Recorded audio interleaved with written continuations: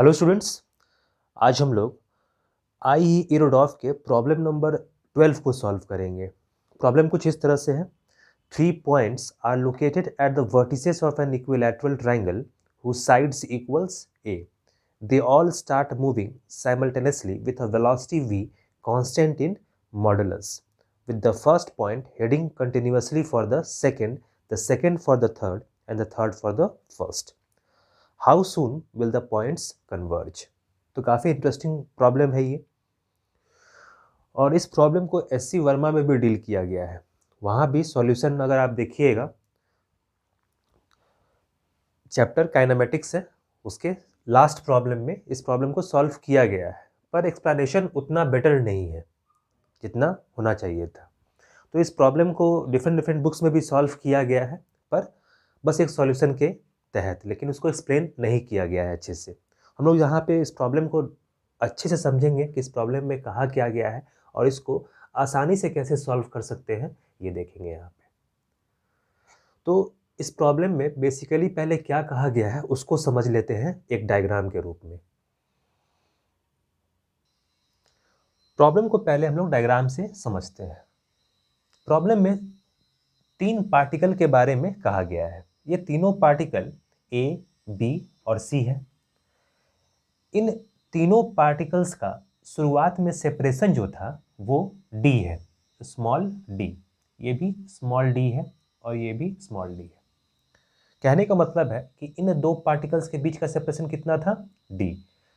इन दोनों के पार्टिकल के बीच में सेपरेशन कितना है, डी। और इसी तरह से इन दो के बीच में सेपरेशन कितना है, स्मॉल डी।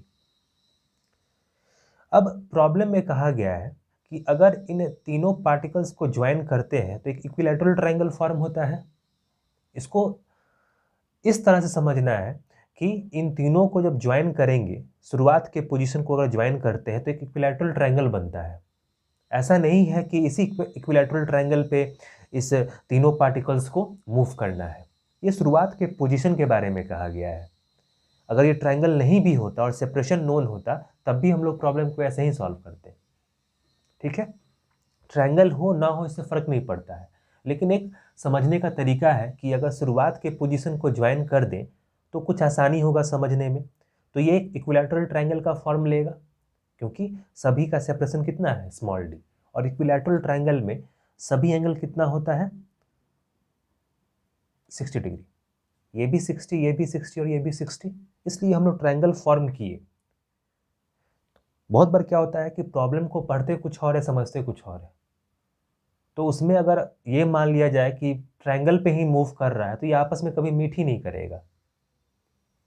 और कांस्टेंट स्पीड से ट्रैवल करने का मतलब है कि ये उस प्रॉब्लम को सेटिस्फाई करेगा ही नहीं। तो ये शुरुआत का पोजीशन का हम लोग डायग्राम ड्रॉ किए हैं। ठीक है, ये ट्रायंगल पे मूव नहीं कर रहा है, इस बात को दिमाग से निकाल देना है। शुरुआत में ये ए यहाँ है, बी यहाँ पे है, सी यहाँ पे है। बस प्रॉब्लम को समझने के लिए हम लोग क्या किए हैं, एक ट्रायंगल कंस्ट्रक्ट किए हैं जो कि इक्विलैटरल ट्रायंगल होगा। ठीक है, अब प्रॉब्लम में कहा गया है कि ए जो है वो कांस्टेंट स्पीड के साथ, ये कांस्टेंट स्पीड क्या है, v।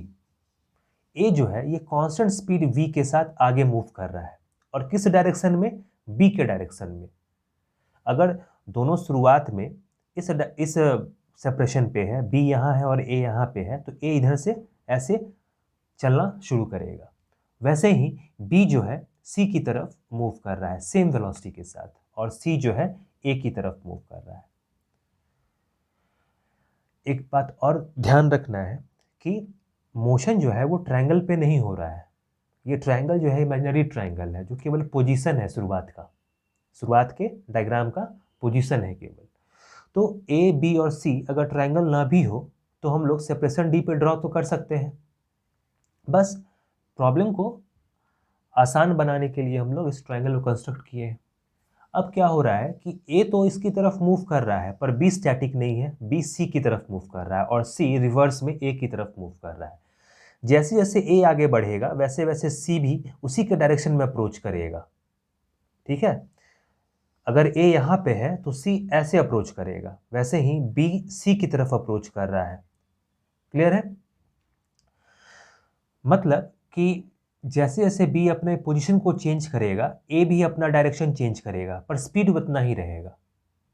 स्पीड मतलब इसका न्यूमेरिकल वैल्यू, लेकिन डायरेक्शन वो चेंज कर सकता है बी के अकॉर्डिंग।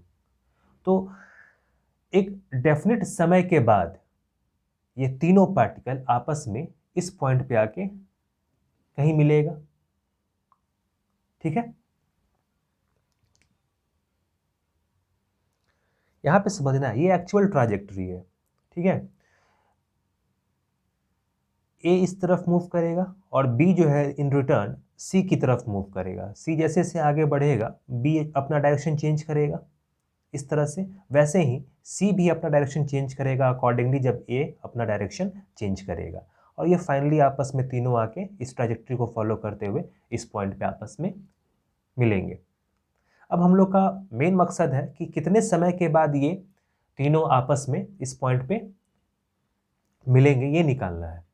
तो इसके लिए हम लोग रिलेटिव वेलोसिटी कंसेप्ट को लगाएंगे और उसको यूज करते हुए इस टाइम के सेपरेशन को हम लोग निकाल सकते हैं। अगर ए और बी पे केवल ध्यान दें, क्योंकि ये प्रॉब्लम जो है बिल्कुल सिमेट्रिकल है, जितने समय में ए और बी आपस में मिलेंगे उतने ही समय में सी भी यहाँ पहुँचेगा। तो केवल सी को हम लोग रिमूव करते हैं, केवल ए और बी पे ध्यान देते हैं। जितने समय में ए और बी का निकालेंगे सी के लिए भी उतना ही होगा। ए और बी का जो शुरुआत का सेपरेशन कितना है, स्मॉल डी। जैसे जैसे ये पार्टिकल इस ट्राजेक्टरी पे मूव करता जाएगा, इस ट्राजेक्टरी पे मूव करते जाएगा, वैसे वैसे ये सेपरेशन जो है ये कम होता जाएगा और फाइनली क्या होगा, ये जीरो हो जाएगा। हम लोग डायग्राम में इसको शो कर सकते हैं। इस तरह से आपको जो एक्सप्लेनेशन है कहीं भी नहीं मिलेगा। मतलब इस तरह से अगर बुक में एक्सप्लेन किया जाता तो फिर बच्चे को समझने में बहुत ही आसानी होता। शुरुआत का सेपरेशन कितना है, डिस्टेंस टी। जैसे जैसे ये पार्टिकल बी की तरफ अप्रोच करेगा, बी के डायरेक्शन में, जो कि सी के डायरेक्शन में मूव कर रहा है, इसको थोड़ा समझना होगा अपने से रफ में ड्रॉ करते हुए। तो ये जो सेपरेशन है दोनों के बीच में ये घटता चला जाएगा। पहले शुरुआत में डी था, फिर कुछ और होगा, कुछ और होगा, फिर छोटा होते होते ये सेपरेशन जीरो हो जाएगा। ठीक है, तो यही केस बी और सी के साथ भी हो रहा है और ए और सी के साथ भी हो रहा है। तो केवल एक केस को अगर लेके आगे बढ़े तो हम लोग टाइम कैलकुलेट कर सकते हैं। ए के रिस्पेक्ट में मान लेते हैं, रिलेटिव वेलोसिटी से इस कंसेप्ट को हम लोग सॉल्व कर रहे हैं, तो मान लेते हैं ए जो है रेस्ट पे है। रेस्ट पे कैसे होगा, एक ऑब्जर्वर को लाके हम लोग ए पे रख दे। तो विथ रिस्पेक्ट टू ए तो रेस्ट में है, लेकिन बी का जो कंपोनेंट वेलोसिटी है इधर क्या होगा, ये 60 डिग्री है और ये स्पीड कितना है v, तो ये हो जाएगा v cos 60 डिग्री यानी v/2। ये हो जाएगा v/2। तो b का जो कंपोनेंट है वो इस लाइन के अलॉन्ग कितना है, v/2। तो विथ रिस्पेक्ट टू a इसका वेलोसिटी कितना होगा, हम लोग क्या करते हैं जिसके रिस्पेक्ट में निकालते हैं उसको रिवर्स करके इसमें जोड़ते हैं। तो इस वेलोसिटी को रिवर्स करेंगे तो कुछ ऐसे करेंगे, तो v/2 में v ऐड करना होगा। तो v/2 हम लोग रिलेटिव वेलोसिटी में ऐसा करते हैं कि जिसके रिस्पेक्ट में निकाल रहे हैं उसके वेलोसिटी को रिवर्स करते हुए उसमें जोड़ते हैं। तो इसके रिस्पेक्ट में निकाल रहे हैं तो इसका वेलोसिटी उल्टा करेंगे, तो उल्टा करेंगे इस तरह से रिवर्स करेंगे तो इसी के डायरेक्शन में हो जाएगा और दोनों को ऐड कर लेंगे। तो v/2 plus v/2 plus v, ये कितना हो जाएगा 2v प्लस v 3v/2। तो इस रेट से हम लोग इसलिए इसको निकाल रहे हैं क्योंकि इस रेट से ए को ये फील होगा, ये दिखाई देगा कि ये जो डिस्टेंस है इस वेलोसिटी के साथ कवर हो रहा है और इस रेट से ये कम हो रहा है। ठीक है, तो शुरुआत में सेपरेशन डी था और ये घटते घटते कितना हो जा रहा है, जीरो। तो हम लोग टाइम जो निकालेंगे, टाइम इक्वल्स टू कितना होता है, डिस्टेंस डिवाइडेड बाय स्पीड। तो डिस्टेंस कितना था शुरुआत में d और स्पीड कितना है 3v/2। तो इसको फर्दर लिख सकते हैं हम लोग, टाइम इक्वल्स टू 2d/3v। मतलब इतने समय के बाद ये सेपरेशन जो है वो घट के कितना हो जाएगा, जीरो। क्लियर है? तो 2D/3V में इतने समय के बाद ए और बी का सेपरेशन घट के 0 होगा, बी और सी का सेपरेशन भी घट के 0 होगा, और इसके साथ भी, ए और सी के साथ भी इतने ही समय में ये तीनों इस पॉइंट पे आके मिल जाएंगे। तो किसी दो पार्टिकल को लेके हम लोग आगे बढ़े और प्रॉब्लम को सॉल्व किए इस तरह से आसानी से। तो इतना क्लियर होना चाहिए कि ट्रैजेक्टरी पार्टिकल का कैसा होगा एक्चुअल, ये किस तरफ मूव कर रहा है, और दिमाग में शुरुआत में ही ये कॉन्सेप्ट नहीं बैठाना है कि ये पार्टिकल जो है तीनों, ये इक्विलैटरल ट्रायंगल पे मूव कर रहा है। अगर दिमाग में बैठ गया तो फिर प्रॉब्लम सॉल्व होने में दिक्कत होगा। ये बस शुरुआत का डायग्राम है, पोजीशन का डायग्राम है शुरुआत का। ए, बी और सी जब तीनों इनिशियल टाइम पे थे, तो तीनों का जब हम लोग ज्वाइन किए पोजीशन को, तो ये इक्विलैटरल ट्रायंगल का डायग्राम बना, और उससे हम लोग को बस आसानी हुआ प्रॉब्लम को सॉल्व करने में। तो इस तरह से रिलेटिव वेलोसिटी के कॉन्सेप्ट से हम लोग प्रॉब्लम को सॉल्व कर सकते हैं।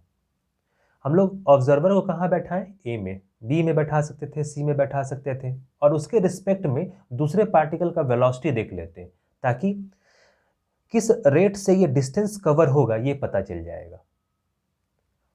जब भी प्रॉब्लम में टू बॉडी प्रॉब्लम होता है और दोनों मोशन में होता है, तो हम लोग रिलेटिव वेलोसिटी के कॉन्सेप्ट से एक को रेस्ट में लाते हैं, ताकि वो ऑब्जर्वर दूसरे ऑब्जर्वर को देख सके, और फिर प्रॉब्लम को सॉल्व करते हैं। तो इस केस में ए रेस्ट पे है, लेकिन बी का जो मोशन है वो इस अलोंग हो रहा है, और उसी के कारण ये सेपरेशन भी रिड्यूस हो रहा है। और कितने समय में रिड्यूस हो जाएगा? 2D/3V पे। तो इस तरह का सवाल एससी वर्मा में भी सॉल्व किया गया है, और एक एक्स्ट्रा सवाल भी दिया गया है हेक्सागन से रिलेटेड।